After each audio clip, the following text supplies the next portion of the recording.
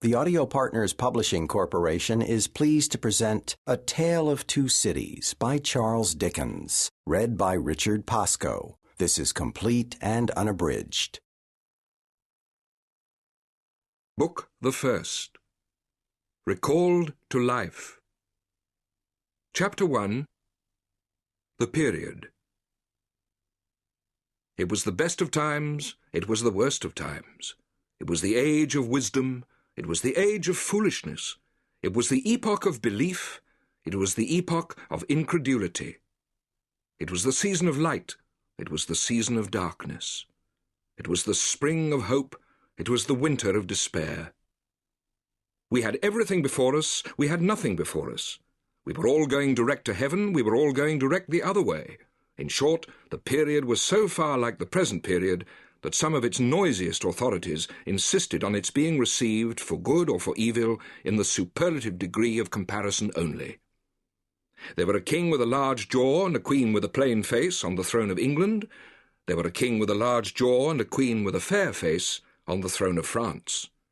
In both countries it was clearer than crystal to the lords of the state preserves of loaves and fishes that things in general were settled for ever. It was the year of our Lord 1775. Spiritual revelations were conceded to England at that favoured period as at this.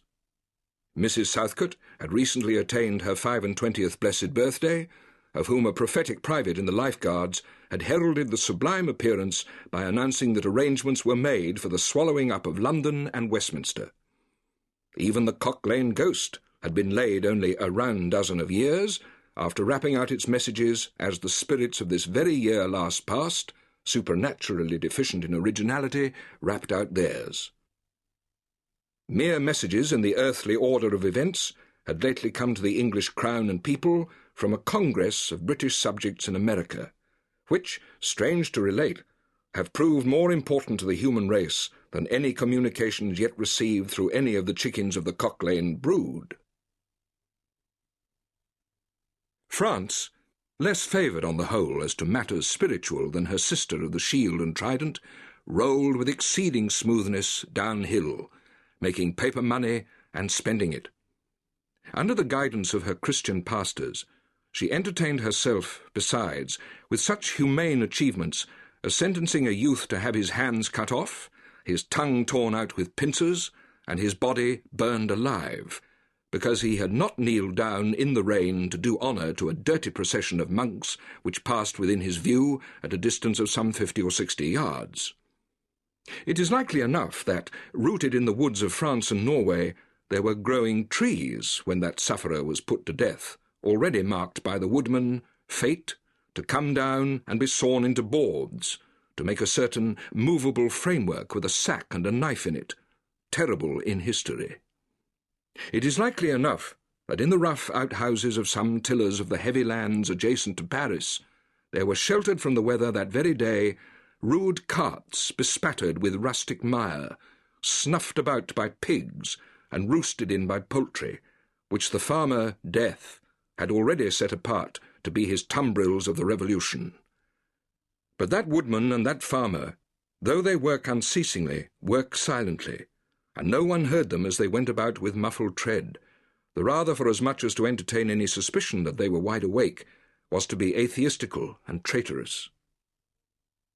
In England there was scarcely an amount of order and protection to justify much national boasting. Daring burglaries by armed men and highway robberies took place in the capital itself every night. Families were publicly cautioned not to go out of town without removing their furniture to upholsterers' warehouses for security. The highwayman in the dark was a city tradesman in the light, and being recognised and challenged by his fellow tradesmen, whom he stopped in his character of the captain, gallantly shot him through the head and rode away. The mail was waylaid by 7 robbers, and the guard shot 3 dead, and then got shot dead himself by the other 4, in consequence of the failure of his ammunition, after which the mail was robbed in peace. That magnificent potentate, the Lord Mayor of London, was made to stand and deliver on Turnham Green by one highwayman, who despoiled the illustrious creature in sight of all his retinue.